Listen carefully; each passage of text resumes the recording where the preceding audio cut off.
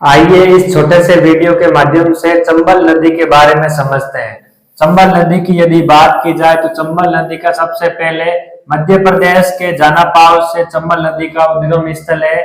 और चंबल नदी के विस्तार की बात की जाए तो मध्य प्रदेश के साथ में राजस्थान, राजस्थान के साथ में उत्तर प्रदेश, इन तीनों में चंबल नदी का विस्तार है। और यहाँ पर अगर चंबल नदी पर प्रमुख बांध और परियोजनाओं की बात की जाए तो राणा प्रताप सागर बांध, साथ में गांधी सागर बांध, जवाहर सागर बांध, कोटा बैराज बांध, ये प्रमुख बांध चंबल नदी पर है।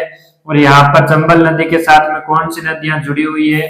बनास नदी, मेज नदी, पार्वती नदी, काली सिंध नदी, यमुना नदी, इस प्रकार से ये 7 में नदियां जुड़ी हुई है।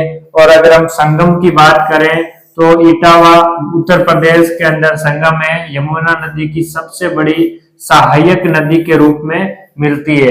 साथ में अगर हम बात करें चंबल नदी की कुल लंबाई की बात करें तो 960 किलोमीटर जो चंबल नदी की कुल लंबाई हो जाएगी।